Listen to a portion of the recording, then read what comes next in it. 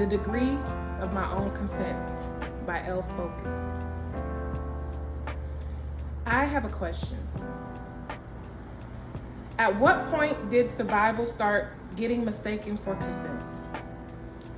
Surviving what you caused and things that should have never happened to me and my body. At what point did enduring become an agreement? Because I don't remember signing that.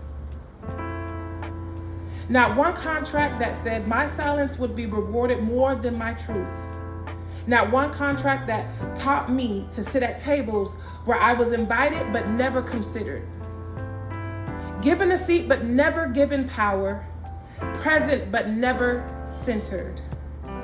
Represented by people who do not look like me. Talked about, researched, surveyed, decisions made, plans created, solutions developed, but without me. Yet somehow we were still being studied instead of listened to. I don't remember signing that. I did not consent to becoming the strong one. I did not consent to carrying everybody's pain while hiding my own.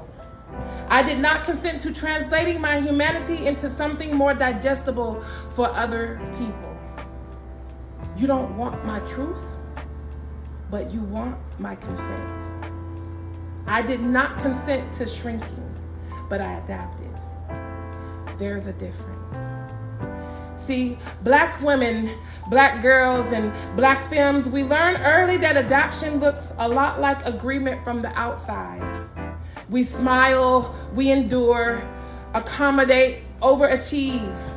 And I acknowledge that I have all the credentials, but in the wrong skin.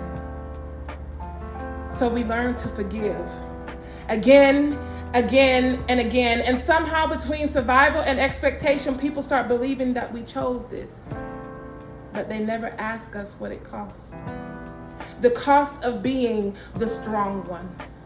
The burden of carrying communities while hurting. The weight of inherited trauma. The exhaustion of survival roles passed down like family heirlooms. Historically, Black women have carried communities, led movements, created solutions, held families together, produced knowledge, produced wisdom, and produced healing, yet somehow we remain under-resourced, under-credited, underrepresented, expected to serve without being centered, expected to save without being supported, expected to pour without being filled, expected to heal while still bleeding. No, we didn't choose this. We learned it. The same way water learns the shape of whatever container it holds, the same way roots learn how to grow through concrete. I've sat at tables I've not been considered except for only a checkbox.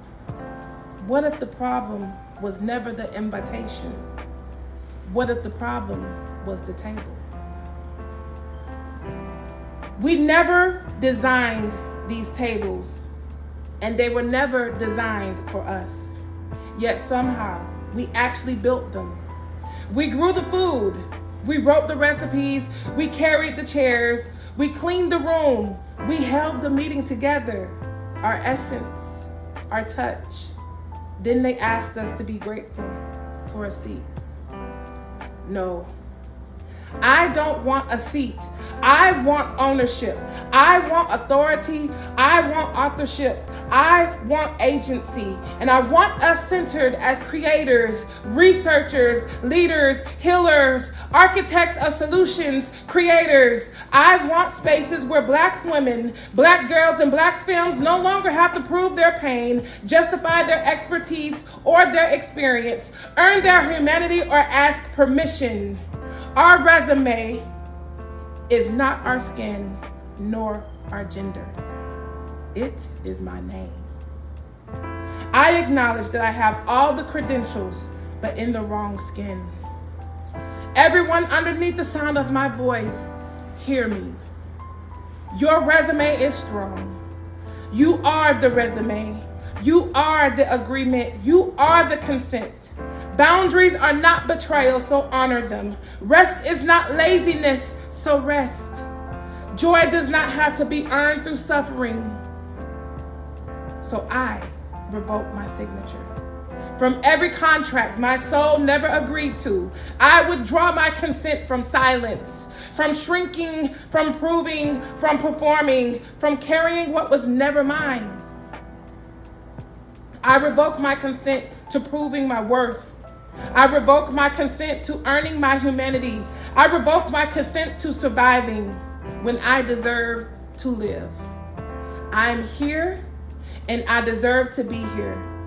Because I am no longer asking for a seat. I am building something new. As this time, the table will be built with Black women, with Black girls, and with Black femmes at the center, not as guests, not as diversity, and not as an afterthought, but as architects. Because we have always known what healing looks like. Our trauma is our blood, our tears, and our pain, our souls. My bruises should mean more than you and what was done to me. It is my story and what made me who I am. Put some respect on my name. If you want my name to be included, not my color and not my gender and not the number you add to me on your list for statistics. I don't need permission to build from the beginning with us at the center.